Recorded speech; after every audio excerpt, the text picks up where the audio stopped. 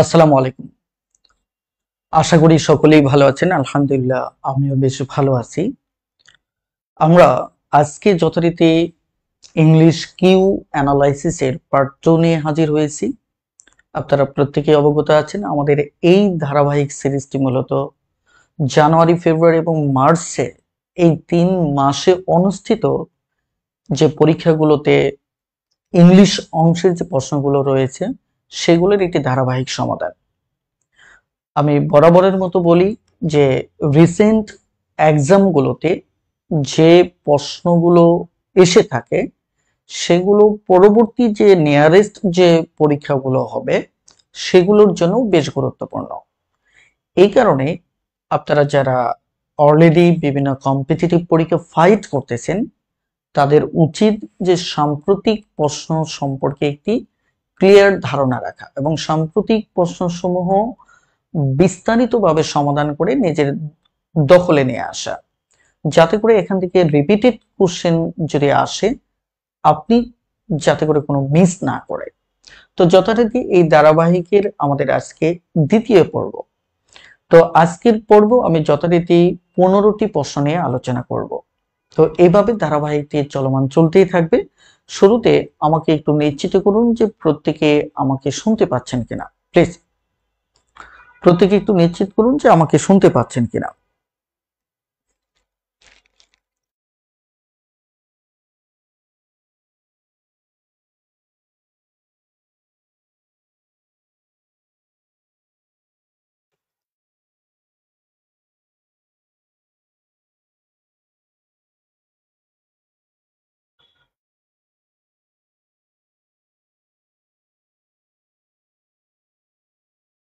হ্যাঁ, খুব দ্রুত একটু কমেন্টে জানান যে সবকিছু ক্লিয়ার শুনতে পাচ্ছেন কিনা। মাশাআল্লাহ।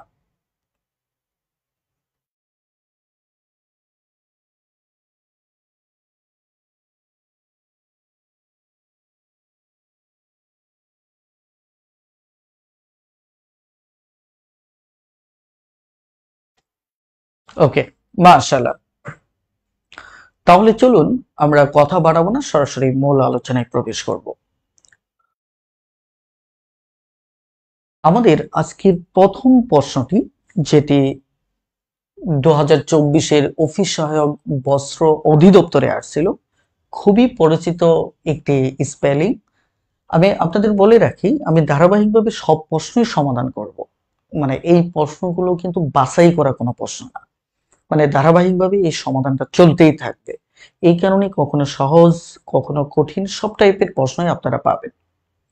দেখুন এখানে 16 নম্বর প্রশ্ন, কারণ এর আগে আরো 15টা প্রশ্ন আমি সমাধান করেছি, এইভাবে ধারাবাহিকভাবে নাম্বার চলতে থাকবে। সঠিক ইংরেজি বানান কোনটি? আপনারা যে প্রশ্নটা পারবেন, মানে উত্তর পারবেন, সেটা খুব দ্রুত কমেন্টে জানিয়ে দিবেন। ঠিক আছে, পাশাপাশি আমি আলোচনা করতে থাকবো। আমি চাই যে এটি একটি মৌলিক ক্লাস হিসেবে আপনাকে হেল্প করুক। ওকে, এখানে 16 নম্বরে বলছে যে নিচের কোনটি, মানে সঠিক বানান কোনটা।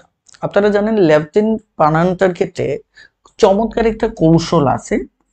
এই কৌশলটা আমরা প্রত্যেকেই পারি। এটাকে বলা হয় মিথ্যা তুমি 10 পিঁপড়া। মিথ্যা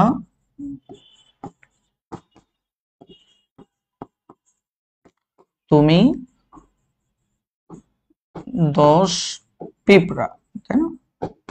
এখন দেখেন, যেটাকে আমরা লিখতে পারি যে লাই ইউ হচ্ছে তুমি শর্টে, তারপর 10 হচ্ছে 10 এন্ড হচ্ছে কি পিঁপড়া।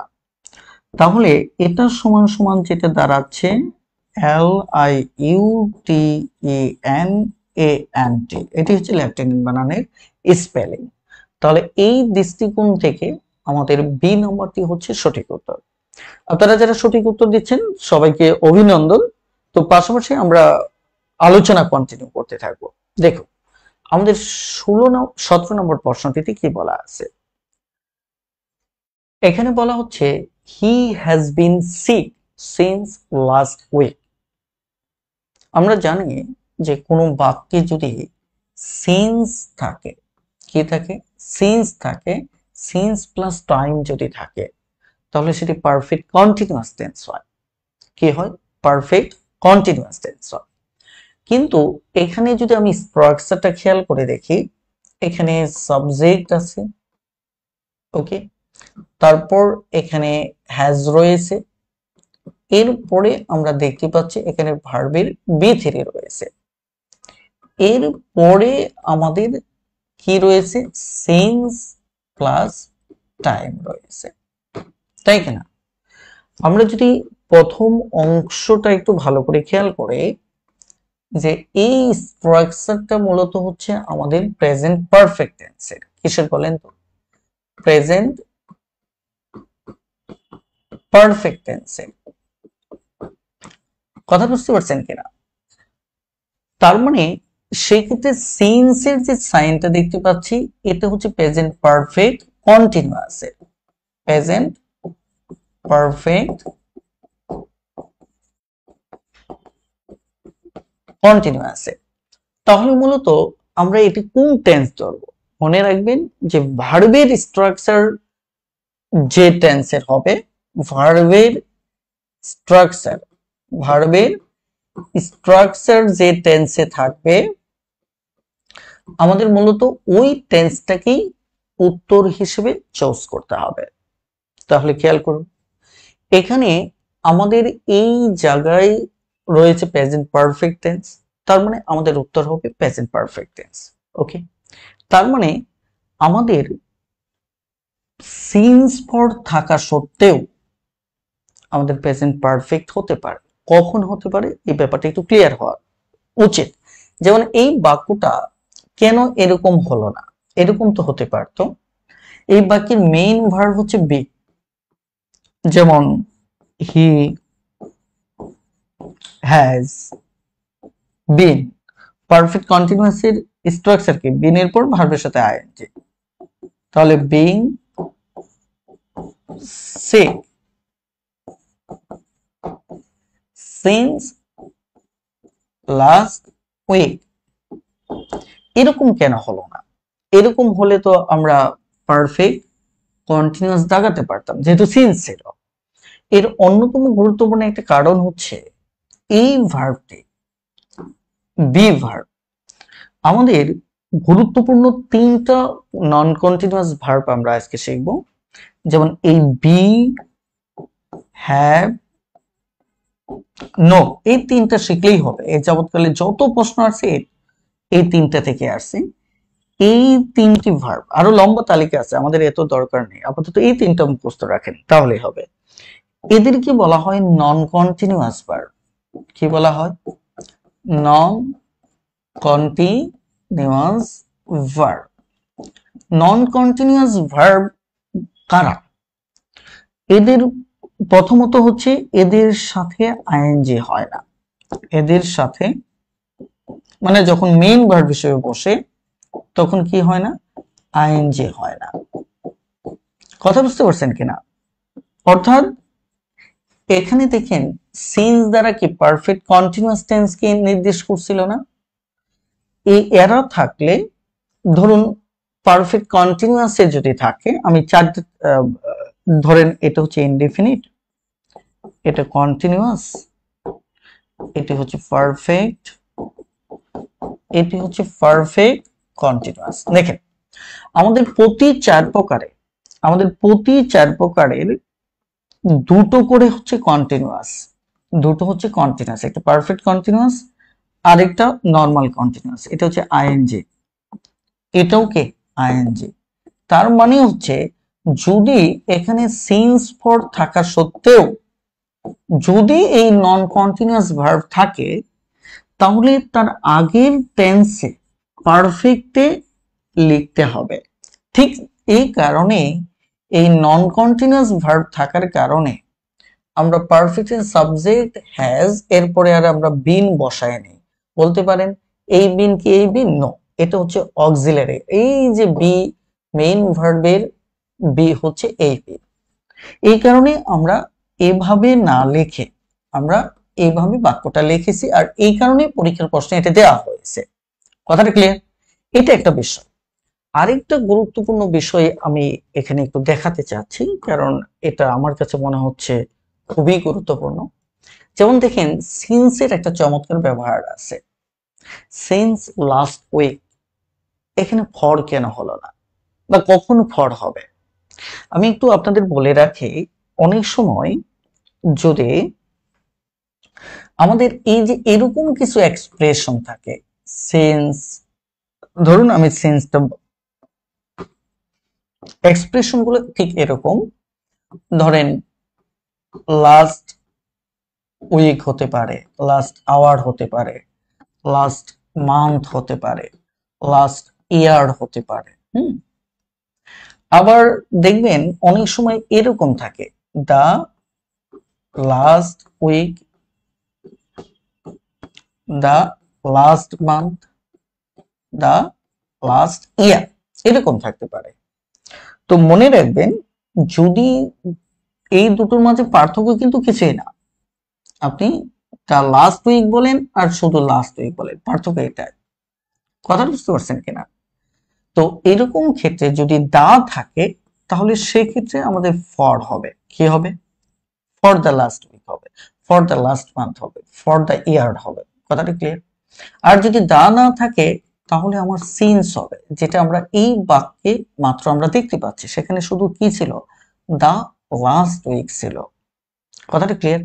আসলে এই কনসেপ্টটা হচ্ছে এরকম যে এখানে ধরেন অতীতে আপনি যদি এটা প্রেজেন্টে থাকেন, বর্তমানে যদি থাকেন, তাহলে অতীতে অনেকগুলো উইক হয়তো আপনি বিগত উইক কাটাইছেন। যেমন ঠিক এই বর্তমানের ঠিক ইমিডিয়েট উইক হচ্ছে এটা, তাই না? এর আগে ধরেন আরো একটা উইক কাটিয়েছেন, এর আগে ধরেন আরো উইক কাটিয়েছেন, এগুলো কিন্তু সবই কে? অতীত। এখন সিন্স লাস্ট উইক বলতে ঠিক ইমিডিয়েট, একদম সরাসরি ইমিডিয়েট যেটা, এটিকে বলা হয় এই যে সিন্স লাস্ট উইক। আর এগুলোকে বলা হয় অতীতের যে কোনো একটা, এটা হতে পারে, এটা হতে পারে, মানে ফর দা যে কোনো একটা, ফর দা লাস্ট উইক। কথা বুঝতে পারছেন কিনা? এরকম অতীতের যে কোনোটা, এটা হচ্ছে সরাসরি সিন্স লাস্ট উইক, এটা ইমিডিয়েট যেটা, এটাকে বোঝানো হয়। আর এটা হচ্ছে এটা, এটা একটা ফ্যাক্ট। আরেকটা হচ্ছে আপনি মনে রাখতে পারেন যে অনেক সময় বাজারে, আমি এটা মূল ক্লাসে পড়াই, যে বাজারে যখন ফর্দি করা হয়, ওই লিস্ট যেটাকে, এটাকে ফর্দ বা ফর্দি অনেক এলাকায় বলা হয়, ফর্দ বা ফর্দি অনেক এলাকায় বলা হয়। সেই ক্ষেত্রে যদি ফর থাকে, তাহলে এই ফর্দি দিয়ে মনে রাখবেন যে ফর্দি, দি থাকা মানেই হচ্ছে আমার কি হবে? ফর্দি হবে। কথাটা ক্লিয়ার? ফর্দি, এভাবে চাইলে আপনি মনে রাখতে পারেন। তো সহজ কথা হচ্ছে, এখানে আমরা যেটি দেখতে পাচ্ছি সেটি হচ্ছে যে সিন্স এর পর দেখেন দা নেই, যার কারণে সিন্স লাস্ট উইক হয়েছে। কথাটা ক্লিয়ার? আশা করি বুঝতে পেরেছেন। যদি বুঝতে পারেন একটু দয়া করে ডান লিখে কমেন্ট করুন। হারিয়া, দেখুন আপনাদের জন্য খুব চমৎকার একটি ক্লাস নিচ্ছে, বাট আপনাদের উপস্থিতিটা মনে হয় তুলনামূলকভাবে অনেক কম। আপনারা চাইলে কিন্তু ক্লাসটি একটু শেয়ার করে দিতে পারেন, কারণ জানেন যে একটি ক্লাসে যদি উপস্থিতির সংখ্যা অনেক বেশি থাকে, তাহলে ক্লাসগুলো অনেক বেশি জমে ওঠে এবং অনেকের জন্য এটা অনেক ভালো, তাই না? আপনারা প্রত্যেকের অবস্থান থেকে একটু লাইভ ক্লাসটি শেয়ার করে দিতে পারেন। আমি এতটুকু আপনাদেরকে নিশ্চয়তা দিতে পারি, আমি যে ক্লাস নিব সেখানে আপনি অনেক কিছু শিখতে পারবেন। আমি শুধু শুধু ক্লাস নেব না, আমি প্রত্যেকটা বিষয়ে অনেক অনেক আইডিয়া আপনাদের সাথে শেয়ার করব। ক্লিয়ার? এবার আসেন আমাদের এই 18 নম্বর প্রশ্নটাতে কি বলা আছে। এখানে আমরা দেখতে পাচ্ছি যে ডিগ্রি থেকে প্রশ্নটা আসছে। ডিগ্রি থেকে, ডিগ্রির একটা বিখ্যাত রুলস হচ্ছে যত তত। এই যত তত রুল থেকেই মূলত আসছে। এই যত তত রুলের একমাত্র আমাদের ডিগ্রিতে কখনো আর্টিকেল দি ব্যবহার করি না, কিন্তু এই যত তত অর্থে আমরা আর্টিকেল দি ব্যবহার করি। এই যত তত থেকেই মূলত এটি আসছে। এখানে বলছে দ্য গ্রেটার দ্য ডিমান্ড, চাহিদা যত বাড়বে, ড্যাশ দ্য প্রাইস, মানে দাম তত বাড়ে। চাহিদা যত বাড়ে, দাম, চাহিদা যত বেশি, দাম তত বেশি। এখন এটা সমাধানের একটা শর্টকাট আছে। শর্টকাটটা একটু সবসময় মনে রাখবেন, পরীক্ষার হলে এটা বেশ ভালো কাজে দেবে। যে যখনই আপনি কোনো বাক্যে দা প্লাস কম্পারেটিভ একটা অপশন দেখবেন, আপনি দা প্লাস কম্পারেটিভ একটা অংশ আপনি দেখবেন, তাহলে আপনি মনে রাখবেন এখানে তো এটুকু আছে, এখানে শুধু একটা নাউন বা নাউন ফ্রেজ থাকতে পারে, অথবা এখানে এইরকম স্ট্রাকচারও থাকতে পারে। তো আপনার কথা হচ্ছে যখন সাধারণত কম্পারেটিভের আগে দা বসে, যদি অপশনে একটা অংশে দা প্লাস কম্পারেটিভ থাকে, তাহলে আপনি অপশনে মানে যদি প্রশ্নে দা প্লাস কম্পারেটিভ থাকলে, প্রশ্নে দা প্লাস কম্পারেটিভ থাকলে অপশনে দা প্লাস কম্পারেটিভ খুঁজবেন, কম্পারেটিভ কি করবেন, খুঁজবেন। কথাটা ক্লিয়ার? এটা একটা বিখ্যাত শর্টকাট, এই শর্টকাট দিয়ে দেখবেন অনেক প্রশ্ন আপনি সমাধান করতে পারতেছেন, আপনি ইমাজিন করতে পারবেন না, অনেক প্রশ্ন সমাধান করতে পারবেন। তাহলে এখানে প্রশ্নে দা প্লাস কম্পারেটিভ আমার আছে, তাই না? তাহলে উত্তরে শুধু অ্যাডজেক্টিভ হবে না, শুধু কম্পারেটিভ হবে না, আমার কি হবে, দা প্লাস কম্পারেটিভ হবে, এখানে সুপারলেটিভ প্রশ্নই আসে না। তাহলে উত্তর আমার সি হচ্ছে। এটার স্ট্রাকচার, এটা একটা স্ট্রাকচার, যেমন দেখেন এই স্ট্রাকচারে আমরা কি দেখতে পাচ্ছি, এই স্ট্রাকচারে আমরা কি দেখতে পাচ্ছি, দা প্লাস কম্পারেটিভ প্লাস এখানে দেখেন একটা নাউন আছে, এই স্ট্রাকচারে কিন্তু পরের অংশটা হয়েছে, দেখেন দা হায়ার দা প্রাইস। এখন দেখেন নাউন ফ্রেজ লিখে রাখেন। আবার যদি এরকম হতে পারে the plus comparative subject plus verb, তাহলে অপশনেও সেম থাকবে। যেমন আপনাদের বিখ্যাত যে বাক্য, the more you read, the more you learn. মানে আমি এটা কেন বলছি, এর একটা বিশেষ কারণ আছে। যদি প্রশ্নে দা প্লাস কম্পারেটিভের সাথে এরকম সাবজেক্ট প্লাস ভার্ব থাকে, তাহলে অপশনেও আপনি সাবজেক্ট প্লাস ভার্ব সাথে খুঁজে নেবেন। কথা বুঝতে পারছেন কিনা? আশা করি এই দুটো ট্রিক্স যদি আপনি মনে রাখতে পারেন, এখান থেকে এই জগৎকালে কিন্তু অসংখ্যবার প্রশ্ন আসছে, তুই খুব সহজেই উত্তর করতে পারবে। কথাটা ক্লিয়ার?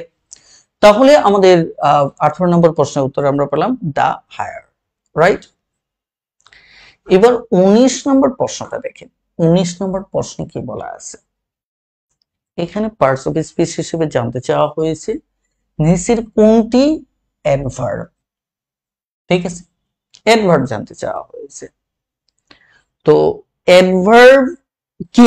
অ্যাডভার্বের ব্যাপারে আপনাদের ডেফিনেশন, সংজ্ঞাগত ধারণা তো প্রত্যেকেরই আছে, কিন্তু এখানে সংজ্ঞাগত ধারণা চায় না, এখানে চাইছে গঠনগত উত্তর।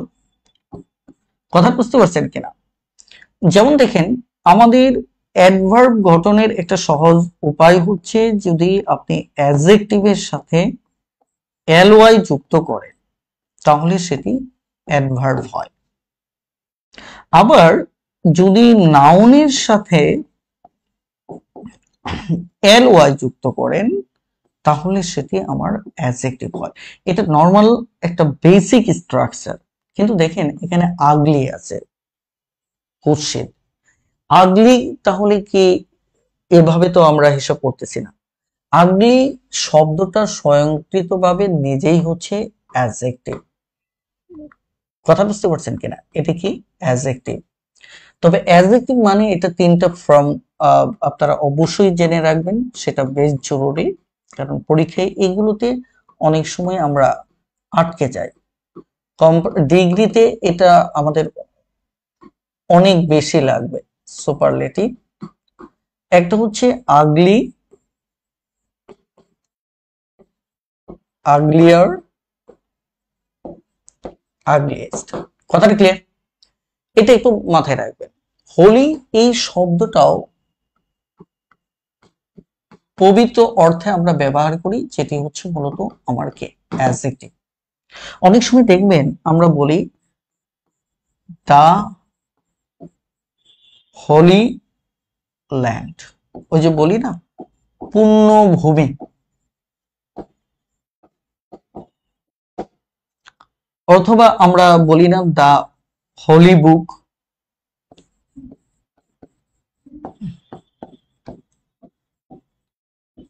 পবিত্র কোরআন,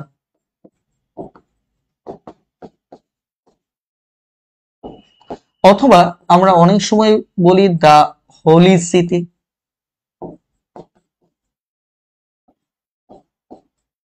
দা হোলি সিটি, পবিত্র নগরী। এখন বিষয়টা হচ্ছে এ হচ্ছে মূলত আমাদের অ্যাডজেক্টিভ, তাহলে কিছু ওয়ার্ড রুট অনুসারে আমাদের মুখস্থ করে ফেলতে হবে। আর বাকি যে সি নাম্বার দেখতে পাচ্ছেন, এখানে দুটো শব্দের সংমিশ্রণ আছে। একটা শব্দ হচ্ছে ফ্রেন্ড, যেটি হচ্ছে আমার নাউন, আরেকটা হচ্ছে আমার এই সাফিক্সটা। তাহলে নাউন প্লাস এলওয়াই যদি হয়, আমরা বলছিলাম শব্দটা কি হবে, অ্যাডজেক্টিভ হবে। তাহলে সেই দৃষ্টিকোণ থেকে এটাও কিন্তু আমার অ্যাডজেক্টিভ। যেমন পরীক্ষায় ফ্রেন্ডলি শব্দটা প্রচুর আসে অ্যাডজেক্টিভ হিসেবে, যেমন মাদার শব্দটাও আসে, মাদার প্লাস এলওয়াই, তাহলে সেটা হচ্ছে কি motherly. Father plus LY, fatherly. তাহলে এরা হচ্ছে মূলত আমার কে অ্যাডজেক্টিভ। ঠিক আছে, একই ভাবে আপনি যদি খেয়াল করে দেখেন আরেকটা ওয়ার্ড আছে ওয়াইজ, ওয়াইজলি। এখানে দুটো অংশ আছে, খেয়াল করে দেখেন। একটা অংশে আমরা দেখতে পাচ্ছি অ্যাডজেক্টিভ, আর বাকি অংশটা হচ্ছে এলওয়াই। আমরা বলছিলাম যে অ্যাডজেক্টিভ আর এলওয়াই হলে সেটি কি হয়, আমাদের অ্যাডভার্ব হয়। সেটি কি হয়, অ্যাডভার্ব হয়। আমার মনে হয় আপনারা উত্তরটা অলরেডি পেয়ে গেছে। কথা বুঝতে পারছেন কিনা? যেমন আপনি যদি দেখেন ব্যাড অ্যাডজেক্টিভ, তাহলে এলওয়াই যদি লেখেন তাহলে হবে কি ব্যাডলি। কথা বুঝতে পারছেন কিনা? অর্থাৎ অ্যাডজেক্টিভের সাথে যদি এলওয়াই যুক্ত হয় তাহলে সেটা আমাদের অ্যাডভার্ব হয়। তাহলে এই প্রশ্নে জানতে চাওয়া হয়েছে নিচের কোনটা মূলত আমার অ্যাডভার্ব। সো আমাদের সঠিক উত্তর হচ্ছে ডি নাম্বার। আশা করি বুঝতে পেরেছেন। 20 নম্বর প্রশ্নটিতে বলা হচ্ছে what is the antonym of the word extempore. কথা বুঝতে পারছেন? মানে এটা হচ্ছে এই এক্সটেম্পোর শব্দটা হচ্ছে পূর্ব প্রস্তুতিহীন।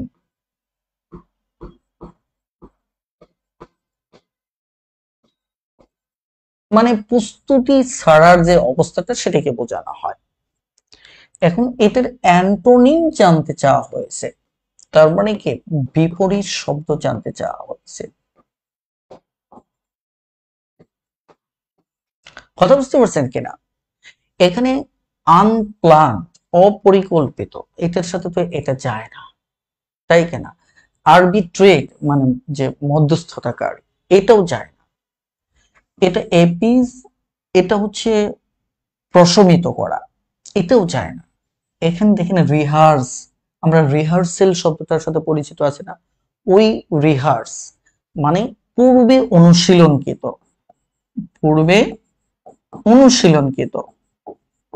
তাহলে একটু খেয়াল করে দেখেন এখানে কিন্তু পূর্ব প্রস্তুতিহীন এর বিপরীতই হচ্ছে পূর্বে অনুশীলন করা হয়েছে। কথা বুঝতে পারছেন কিনা? সো এটার আরেকটা কে অ্যান্টোনিম। তো সঙ্গত কারণে আমাদের উত্তর হবে C number.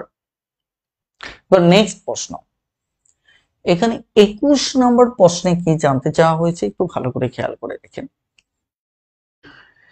Could you tell me, তুমি কি আমাকে বলতে পারবে তারপর অপশন হিসেবে দেখুন একটা বাক্যাংশ দেওয়া আছে, where is he, where was he, where he is, where did he.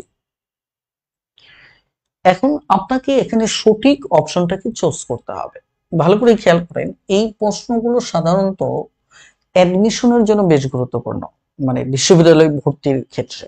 But এখানে অফিস সহায়ক পদে এই প্রশ্নটা আছে, আমি মনে করি যে এটা যথেষ্ট স্মার্ট একটি প্রশ্ন। বুঝতে পারছেন কিনা? কারণ এই প্রশ্নগুলো সচরাচর আসে না। এখন দেখেন, এর জন্য আমাদের একটা রুল জানতে হবে। রুলটা কি ক্লিয়ার থাকলে আমাদের আলোচনা বুঝতে সুবিধা হয়। সেটা হচ্ছে, আমাদের ডাব্লিউএস ওয়ার্ড কিছু কোশ্চেনের জন্য আমরা কিছু শব্দ ব্যবহার করি, যাদেরকে আমরা ডাব্লিউএস ওয়ার্ডস বলি, তাই না? এই ওয়ার্ডগুলো যখন রিলেটিভ প্রনাউন হিসেবে কাজ করে, তার মানে ডাব্লিউএস ওয়ার্ডগুলো যখন রিলেটিভ প্রনাউন হিসেবে কাজ করে, তখন আমার যে ঘটনাটা ঘটে, ঠিক এর পূর্বে একটা ক্লজ বসে, এর পরে আমার একটা ক্লজ বসে। এই পূর্বের ক্লজটা দুই টাইপের বাক্য হতে পারে। একটা হতে পারে এটা জাস্ট অ্যাসার্টিভ,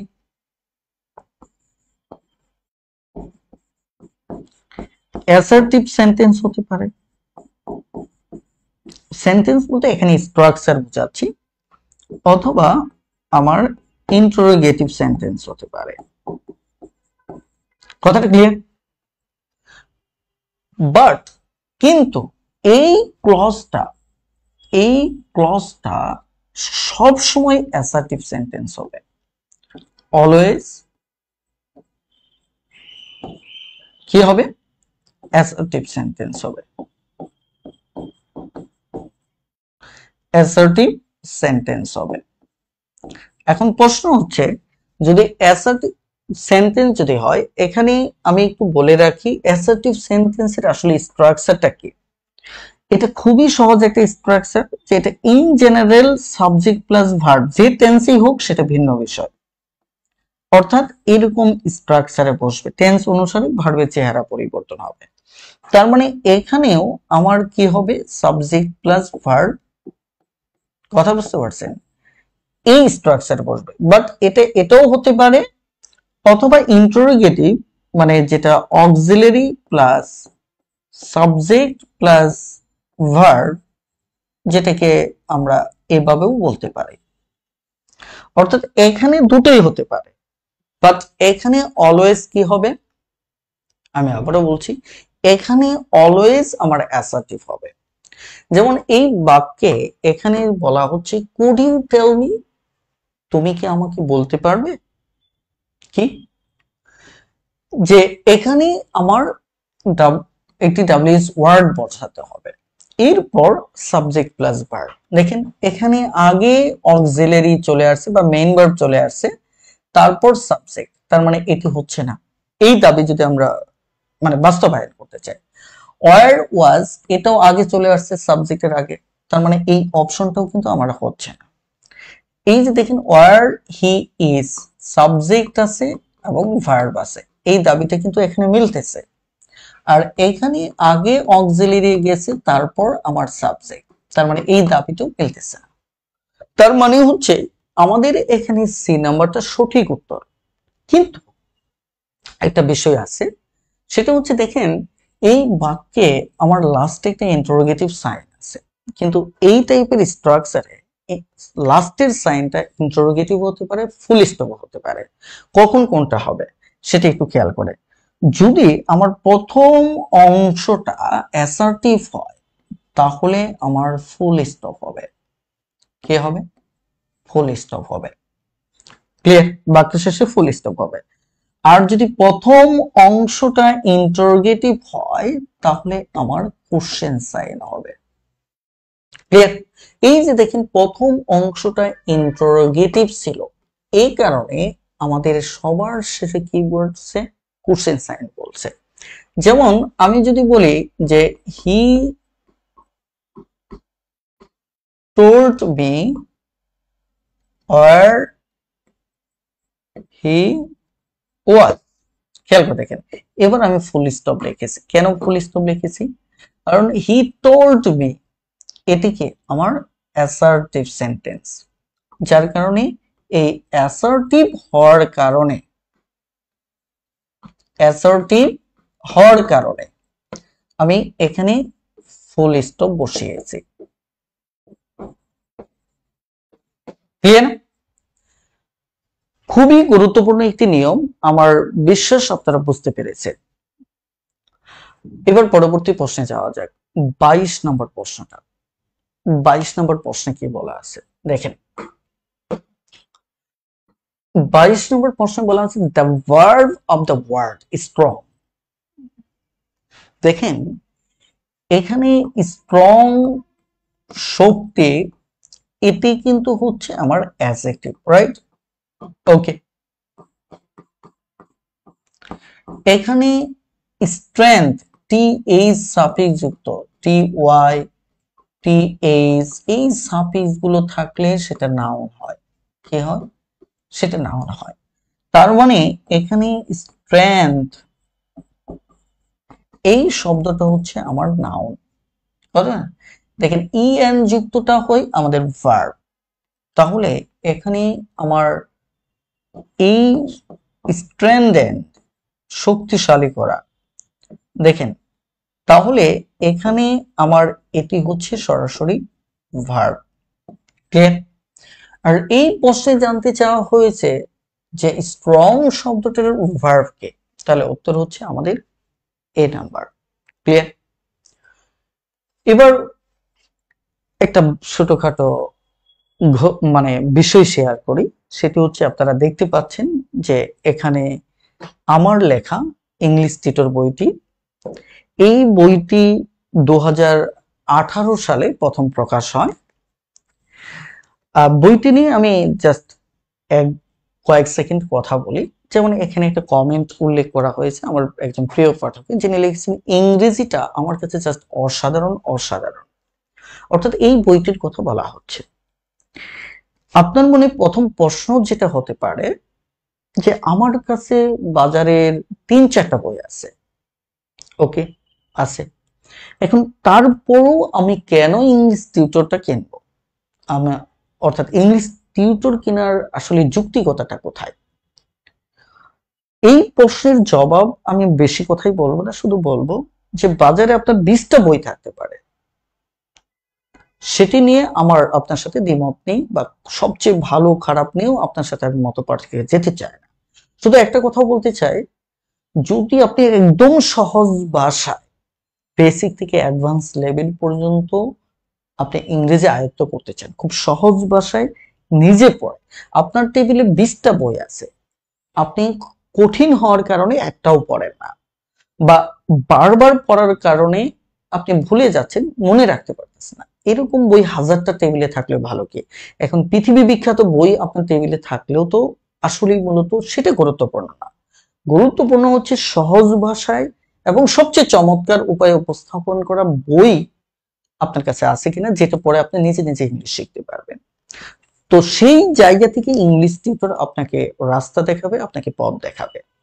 তো আমি মনে করি স্বল্প একটা বাজেট, মাত্র 550 টাকার একটা বই, তো জীবনে অনেক ইনভেস্ট করেছেন, এটা ইনভেস্ট না, এটা আপনার কেরিয়ারের উন্নতিতে এটুকু বিনিয়োগ করতে পারে। আশা করি আপনার লাইফে ইংরেজি শেখার মজাটাই চেঞ্জ হয়ে যাবে, ভিন্ন রকম হয়ে যাবে। এখানে অন্ধকারে প্রদীপ ভাই ঠিক সেই কথাটাও বলেছেন, এবং তিনি প্রত্যাশা ব্যক্ত করেছেন, আমি চাই টিউটর সিরিজের বই সবার টেবিলে থাকুক ইনশাআল্লাহ। আমিও বিশ্বাসী এবং আত্মবিশ্বাসী টিউটর সিরিজের বইগুলো খুব দ্রুতই সারা বাংলাদেশে টেবিলে পৌঁছে যাবে, এবং খুব দ্রুতই পৌঁছে যাচ্ছে। হয়তো আপনি পিছিয়ে থাকবেন, অথবা আপনি দেরিতে বইটা হাতে পাবেন, কিন্তু আপনার মতো অনেকের হাতেই খুব দ্রুত পৌঁছে যাচ্ছে। যাদের কাছে অলরেডি 1-2টো বই আছে, তারাও ইংলিশ টিউটর বইটা কিনতেছে। আর আমি বলবো, আপনার কাছে যদি কোনো বই না থাকে তাহলে আমি কিনতে বলবো না। আপনার কাছে যদি একটা বই থাকে তাহলে ইংলিশ টিউটরটা কিনবেন। কেন কিনবো? তাহলে কম্পেয়ার করে বুঝতে পারবেন যে এতদিন আপনি কি ভুলের মাঝে ছিলেন। তো যাই হোক, ইনশাল্লাহ আপনারা, এবার আমরা একটু পরের প্রশ্নতে চলে যাচ্ছি। এখানে আমাদের 23 নম্বর প্রশ্নটিতে কি বলা আছে? দেখেন 23 নম্বর, এ ম্যান অফ লেটার। আপনারা জানেন এটা দ্বারা বোঝানো হয় বিদ্বান ব্যক্তিকে, তাই না? বিদ্বান ব্যক্তি। এখন বিদ্বান ব্যক্তি ইটস ওকে। এখন তাহলে অপশনে কোথায় বিদ্বান ব্যক্তি, যেমন শুরুতেই আছে এ ওয়াইজ পারসন, আমরা উত্তর পেয়ে যাচ্ছি, মানে ফুল, বোকা, বোকা না। এই স্টুপিড, মূর্খ বা গর্দভ না। এই কানুন, ধূর্ত ব্যক্তি না। তাহলে আমাদের উত্তর হচ্ছে কি এ নাম্বার।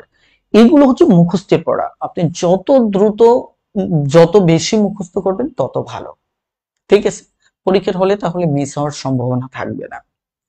এবার 24 নম্বর প্রশ্নটা, এতে ট্রান্সলেশন খুব একটা কথা বলার মতো কিছু নেই। দেখেন এখানে বলা হচ্ছে দুইয়ে দুইয়ে 4 হয়, মানে বলা হচ্ছে 2 আর 2, কথা বুঝতে পারছেন কিনা? এটা কি হয়, 4 হয়, অথবা 2 2-এ 4 হয়।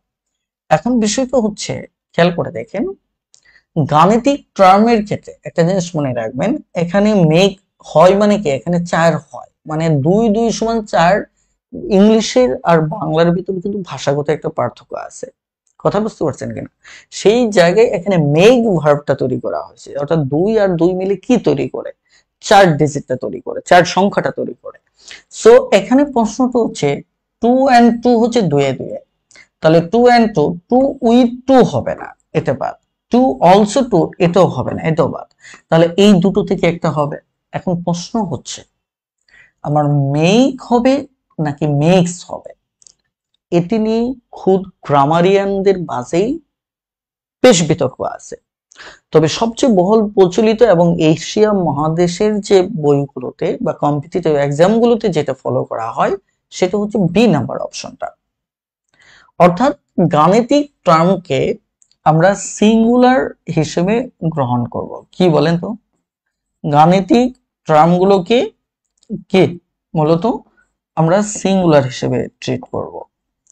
তাহলে সিঙ্গুলার যদি হয় তাহলে এখানে এন থাকার পরও এটা সিঙ্গুলার। সো আমার ভার্বের সাথে কি বসবে, এস বসবে। আর এগুলো মানে তথ্যগত যেগুলো বিষয়, মানে ইনফরমেটিভ, মানে যেগুলো আমরা ডেটা দিয়ে পাই, এটা সাধারণত মানে ক্যালকুলেটিভ যে আইডিয়া গুলো, এগুলো আমাদের সাধারণত প্রেজেন্ট ইনডেফিনিট হয়। কি হয়, প্রেজেন্ট, মানে ডেটা যে কনক্লুশনটা টানবে, এই টাইপের কনসেপ্ট গুলো সাধারণত আমাদের প্রেজেন্ট ইনডেফিনিট হয়ে থাকে। কথাটা কি? তাহলে খুবই সিম্পল, আমাদের উত্তর হচ্ছে এখানে বি নাম্বার। এবার 25 নম্বর প্রশ্নটা আমি একটু বলে রাখি, আমি চাইলে এখানে আপনাদের সাথে আমি আরো ভিন্ন ভিন্ন ভাবে সময় নষ্ট করতে পারি। আপনাদেরকে হয়তো অনেকক্ষণ বলতে পারি শেয়ার করেন শেয়ার করেন।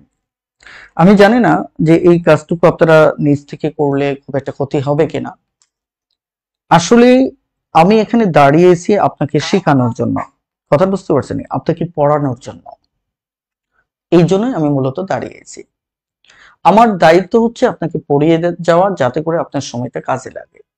তো আপনিও যদি মনে করেন আপনার জায়গা থেকে কিছুটা দায়িত্ব আছে, অর্থাৎ ক্লাসগুলো অন্তত শেয়ার করার কাজটা, যেহেতু আপনার হাতে একটা সুযোগ আছে বা করার একটা মানে খাত আছে, সেটা চাইলে কিন্তু আপনি করতে পারেন। ঠিক আমি যে কাজটা করতেছি, আমি আমার জায়গা থেকে, দেখুন এখানে আমি চাইলে এক একটা অপশন দিয়ে অনেকক্ষণ উলট মানে অপ্রয়োজনীয় কথাবার্তা বলতে পারতাম, আপনাদের টেস্ট যাচাই করতে পারতাম।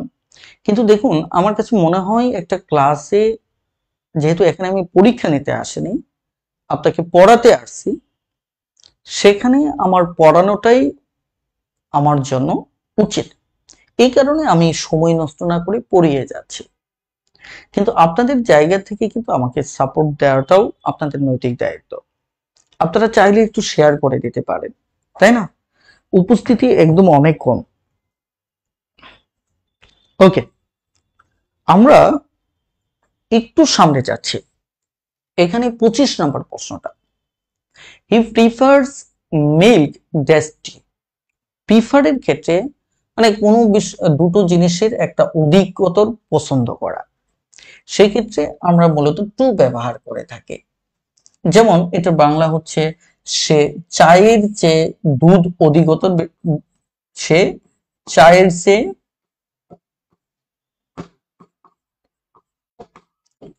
দুধ বেশি পছন্দ করে বা অধিকতর বেশি পছন্দ করে।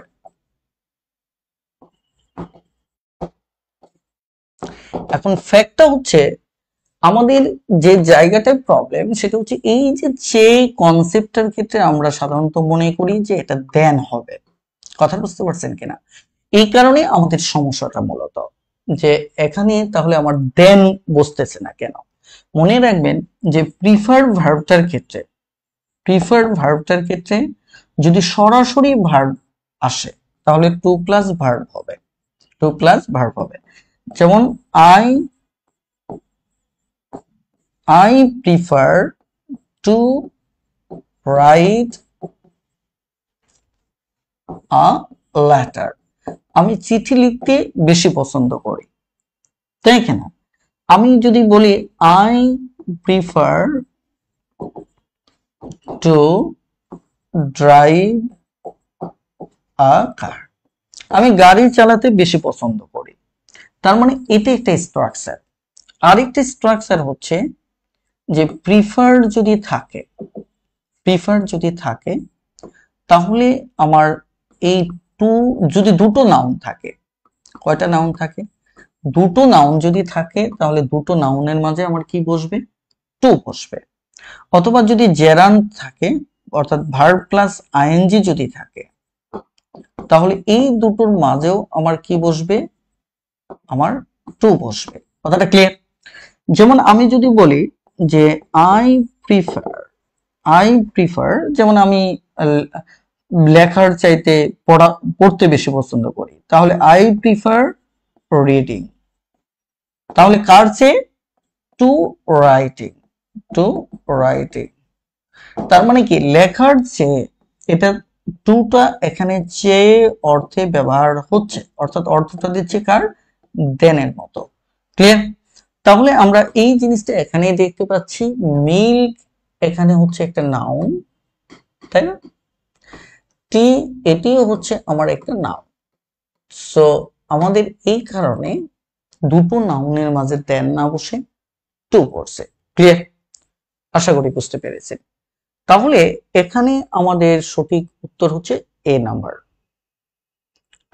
এবার আসুন আমাদের 26 নম্বর প্রশ্নটা। 26 নম্বর প্রশ্ন বলা হচ্ছে সকাল থেকে গুড়ি গুড়ি বৃষ্টি হচ্ছে, এর ইংরেজি অনুবাদ জানতে চাওয়া হয়েছে। সকাল থেকে এটা হচ্ছে একটা টাইপ, যেটাকে আমরা লিখি সিন্স মর্নিং। তাহলে সিন্স মর্নিং যদি হয় তাহলে এতে আমাদের হচ্ছে কন্টিনিউয়াস, তাই না? কন্টিনিউয়াস। তাহলে আমরা জানি কন্টিনিউয়াস সেন্টেন্সে যদি সময় থাকে তাহলে সেটি পারফেক্ট কন্টিনিউয়াস হয়। তাহলে পারফেক্ট কন্টিনিউয়াসের ক্ষেত্রে স্ট্রাকচার হচ্ছে সাবজেক্ট হ্যাভ অথবা হ্যাজ, তারপর হচ্ছে বিন প্লাস ভার্ব এর সাথে আইএনজি, তারপর এখানে সিন্স আছে শুধু সিন্স লিখলাম, সিন্স এর পরে আমার এখানে টাইম, তাই না? এখন দেখেন বৃষ্টি হওয়া কোন সময়ের ক্ষেত্রে, ঋতুর ক্ষেত্রে আমরা সাবজেক্ট হিসেবে ইট নেই। সাবজেক্ট হিসেবে কি নেই? ইট নেই। ওকে, ইট।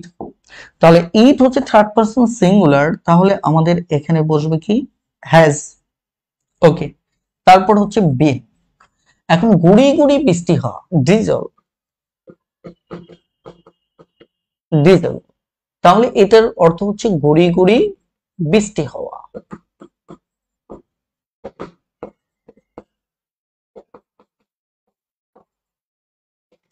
ঠিক আছে, কি বলুন তো? গুড়ি গুড়ি বৃষ্টি হওয়া। তাহলে এটার সাথে আইএনজি যোগ করলে কি হবে? ড্রিজলি। ওকে, আইএনজি পেয়ে গেলাম। এরপর হচ্ছে সকাল থেকে, মর্নিং হলে সিন্স হয়, তাহলে সিন্স এখানে কি মর্নিং, কথা বুঝতে পারছেন কিনা? এটা শুধু সেন্সের মর্নিং এর ক্ষেত্রে না, আমাদের আফটারনুন আছে, আফটারনুন আছে, কথা বুঝতে পারছেন কিনা? মর্নিং আছে, কথা বুঝতে পারছেন কিনা? ইভিনিং আছে, ইভিনিং আছে, ও ক্লক আছে। মনে রাখবেন এদের পূর্বে সিন্স বসে, এদের পূর্বে কি বসে? সিন্স বসে। আমি আপনাদের ছোট্ট একটা কৌশল দিয়ে দিই, তাহলে এগুলো ভুলবেন না। মনে রাখবেন যে আমি আমার মূল কোর্সে এই ব্যাপারগুলো আমি কৌশল দিয়েই পড়াই। এটা হচ্ছে আমিও, আমিও, এই আমিওতে হচ্ছে, এতে হচ্ছে আফটারনুন, এম এ তো হচ্ছে মর্নিং, কথা বুঝতে পারছেন? ইতে হচ্ছে ইভিনিং, ওতে হচ্ছে ও ক্লক। তাহলে হয়ে গেল। এরা যদি থাকে এখানে মর্নিং সকাল, তাহলে সেন্স হবে। তাহলে আমাদের উত্তর হচ্ছে কি? C number. আশা করি বুঝতে পেরেছে। এবার আমরা 27 নম্বর প্রশ্নটা দেখব। 27 নম্বর প্রশ্নে কি বলা আছে? দেয়ার, আমরা জানি যে টেন্স মূলত হচ্ছে 3 প্রকার, তাই না? টেন্স হচ্ছে মূলত 3 প্রকার। এটা হচ্ছে প্রেজেন্ট টেন্স, তারপর হচ্ছে পাস্ট টেন্স, তারপর হচ্ছে ফিউচার টেন্স। এবং এই প্রত্যেক প্রকার হচ্ছে আবার 4 করে। সেটা কি? ইনডিফিনিট, কন্টিনিউয়াস, পারফেক্ট,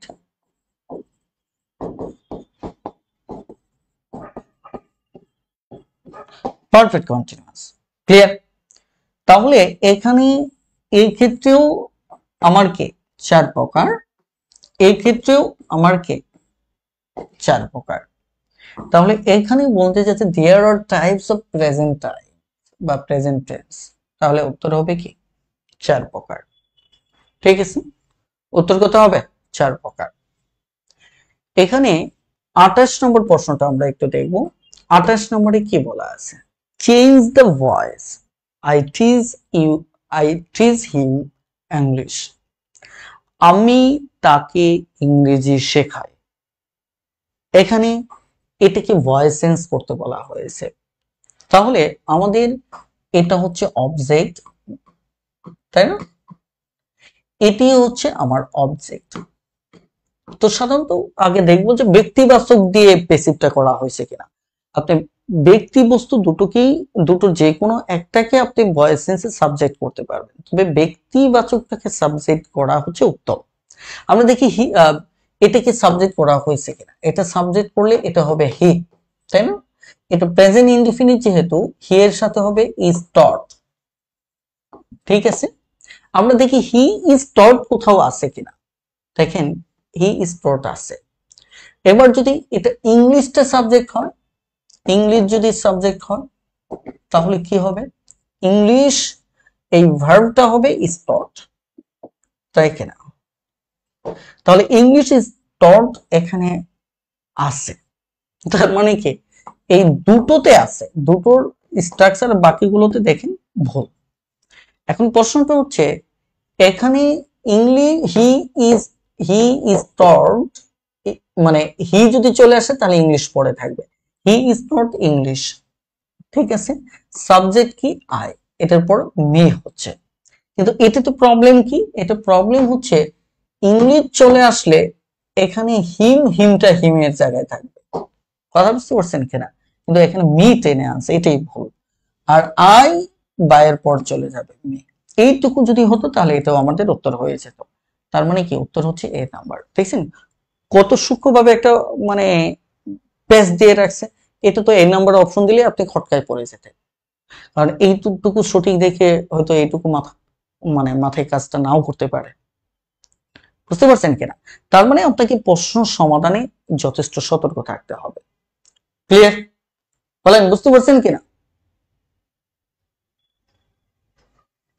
এবার 29 নম্বর প্রশ্নটা, 29 নম্বর প্রশ্ন। এখানে কি চাচ্ছে? What is the synonym of competent? Competent শব্দটা হচ্ছে সক্ষম, তাহলে এটার সিনোনিম চাইছে, কথা বুঝতে পারছেন কিনা? সার্কামস্পেক্ট হচ্ছে সতর্ক, তাহলে সতর্ক আর সক্ষম তো এক না। প্রুডেন্ট এটাও সতর্ক, তার মানে এটাও চাচ্ছে না। এটা ভাগ করা, এটাও চাচ্ছে না। তাহলে একটা অপশনই হচ্ছে ক্যাপাবল, এটার মানেও কিন্তু সক্ষম। তাহলে উত্তর হচ্ছে আমার কি সি নাম্বার। ক্লিয়ার? এবার আমাদের একদম লাস্ট ওয়ানের দিকে চলে আসছি, 30 নাম্বারটা। তাহলে আমাদের 30 নাম্বারটা কি হবে বলে? Which one is odd? Odd শব্দটা হচ্ছে ধরেন বেজুর অর্থে ব্যবহার করা হয়, অস্বাভাবিক অর্থ ব্যবহার করতে পারেন, অমিল অর্থও ব্যবহার করতে পারেন। কথা বুঝতে পারছেন কিনা? যে কোনো অর্থে ব্যবহার করতে পারেন, অর্থাৎ এখানে 4টা অপশন আছে, এর ভিতর কোনটা ব্যতিক্রম, মানে 3টা এক টাইপের, একটা ব্যতিক্রম। দেখেন বেঞ্চ, চেয়ার, টেবিল, এই বেঞ্চ চেয়ার টেবিল কিন্তু এগুলো এক ধরনের কে ফার্নিচার। কি বলেন? এগুলো এক ধরনের ফার্নিচার। বাট ক্লথ, ক্লথ এটা কি কাপড় চোপড়। তাহলে এই 3টার ভিতরে কিন্তু আমার সি নাম্বার অপশনটাই টোটালি ব্যতিক্রম। কথা বুঝতে পারছেন কিনা? অনেক দেখেন অফিস সহায়ক পদের মতো একটি পরীক্ষায় কত ইম্পর্টেন্ট একটা প্রশ্ন আসছে, আপনি চিন্তা করতে পারেন? তার মানে আপনাকে কত বেশি প্র্যাকটিস করতে হবে, কত বেশি সচেতন থাকতে হবে, চিন্তা করে দেখে। বুঝতে পারছেন কিনা? তাহলে উত্তর হচ্ছে সি নাম্বার। এবার জাস্ট একটু কয়েক সেকেন্ড সময় আমার সাথে একটু থাকেন, আমি আপনাদের গুরুত্বপূর্ণ কিছু তথ্য দেব। প্রথমত হচ্ছে, আপনারা জানেন যে আপনারা অনেকেই আছেন যারা ইংলিশে দুর্বল বা ইংলিশে ভালো বাট চর্চা করেন না। এভাবে কিন্তু ধরেন এর সামনে বিসিএস প্রিলি আছে, প্রিলি যাবে, আবার পরীক্ষা আসবে, একটার পর একটা পরীক্ষা আসবে, আবার যাবে, আসবে এবং যাবে। আপনার কিন্তু প্রস্তুতিটা পুরোপুরি কমপ্লিট হবে না, কারণ আপনি ওটা টার্গেট নিয়ে পড়াশোনা করতেছেন না। এই কারণে আমি মনে করি আপনি যদি ম্যাথ এবং ইংলিশের মতো সাবজেক্টে যদি আপনি দুর্বল থাকেন, তাহলে সেখানে আগে আপনাকে সর্বোচ্চ সময় দেওয়া উচিত। কেন? কারণ এগুলো একটা হচ্ছে লং কোর্স। লং কোর্স বলতে মানে একটা লং সিলেবাসের একটা বিষয়, যা আপনি আজকে বইটা ধরলেন আর গুরুত্বপূর্ণ কয়েকটা সাধারণ জ্ঞানের মতো তথ্য মুখস্থ করলেন, সেই সুযোগটা কিন্তু নেই। তো সঙ্গত কারণে আপনাকে ইংলিশের উপর আলাদা একটা ফোকাস দিতে হবে। এই কারণে আমি বলবো, আপনারা যদি ইংলিশে দুর্বল থাকেন, তাদের জন্য একদম একটা সহজ সমাধান হচ্ছে বেসিক টু অ্যাডভান্স ইংলিশ, এই কোর্সটা। এখানে আপনি 6 মাস আমার সাথে পড়বেন, যদি সমাধান না হয় প্রয়োজনে 1 বছর, মানে যতক্ষণ পর্যন্ত সমাধান না হচ্ছে আপনারা আমার সাথে থাকতে পারতেছেন, অর্থাৎ আমার সাপোর্ট পাচ্ছেন। যেমন আমি প্রশ্নগুলো সমাধান করলাম, এগুলো তো জাস্ট কোশ্চেন সমাধান করলাম, কিন্তু আপনি যদি ওটার বেসিক সহ আলোচনাটা জানতেন, বুঝতেন, তাহলে কি হতো, আপনার সেটা বুঝতে আরো বেশি সহজ হতো। কথাটা ক্লিয়ার? এই কারণে আমি রিকোয়েস্ট করব, আপনারা যারা স্পেশালি মনে করেন যে ইংলিশে দুর্বল, মাত্র অল্প টাকার একটা ইনভেস্টমেন্ট, 750 টাকা। এখন আমাদের যে অফারটা, এটা 750 টাকা। এই 750 টাকায় যদি আপনি ইনভেস্ট করেন, ধরেন আপনি ইংলিশে ভালো হওয়ার কারণে পরপরই একটা চাকরি পেলেন, তাহলে 20+ আপনি যখন প্রথমবারই বেতন তুলবেন, তাহলে আপনি বলেন তো সেখানে এটা কত পার্সেন্ট হবে? যে আপনি 20K থেকে 750 টাকা, এটা কত পার্সেন্ট হবে বলেন তো? খুবই খুবই নগণ্য একটা পার্সেন্টেজ। তার মানে হচ্ছে আপনি কিন্তু এই টাকা ইনভেস্ট করতেছেন না, মানে আপনি কিন্তু জিতে যাচ্ছেন না, আপনি বরঞ্চ এই টাকাকে হারাচ্ছেন, এবং এতে কিন্তু আজীবনের জন্য হারাচ্ছেন। তার মানে আমরা অনেক সময় এই ব্যাপারটা বুঝতে পারি না, আমরা একটু বিনিয়োগ করতে না করাটাকে আমরা শুধু দেখি, কিন্তু অনেক সময় এটা না করার কারণে আমার যে ক্ষতি কি পরিমাণ হচ্ছে আমার অজ্ঞতার যে, আমার না জানার কারণে যে আমার ক্ষতি কত বিশাল অঙ্ক হচ্ছে, এটা আমরা অনেকেই জানি না। এই কারণে আপনাকে হিসাব করতে হবে আপনার অজ্ঞতার জন্য আপনার ক্ষতি কত হচ্ছে। এই ক্ষতি আপনি যদি এই ইনভেস্টটা করেন, ক্ষতি হলে এই সর্বোচ্চ 750 টাকায়, কিন্তু সফল যদি হন তাহলে কিন্তু আপনি কত টাকা পাচ্ছেন, আপনার টোটাল লাইফে কত কোটি টাকা পাবেন। তার মানে কি, আপনার যদি অজ্ঞতার কারণে আপনার ক্ষতিটা হয় সেটা কিন্তু কয়েক কোটি টাকা। আর যদি একান্তই মনে করেন না শুধু কোর্সটা আমি ভাওতাবাজি পড়াচ্ছি, তাহলে মাত্র 750 টাকা ক্ষতি হবে। কিন্তু যদি আমি, আমাকে যারা চেনেন, আমার পড়ানোর কারণে যদি আপনি একটা জব পেয়ে যান, তাহলে কিন্তু আপনি কয়েক কোটি টাকার কি পাচ্ছেন, পুরস্কার পাচ্ছেন। তাহলে আপনি হিসাব করেন 750 টাকা বড় ক্ষতি নাকি আপনার কয়েক কোটি টাকা, কোনটা সবচেয়ে বড় ক্ষতি। হিসাব করলেই সবকিছু মেলাতে পারবেন। তো যাই হোক, আজকে এই পর্যন্তই। সবাই ভালো থাকবেন, সুস্থ থাকবেন। দেখা হবে আমাদের পরবর্তী আরো একটি পর্বে। সবাই ভালো থাকবেন, সুস্থ থাকবেন। আল্লাহ হাফেজ। আসসালামু আলাইকুম।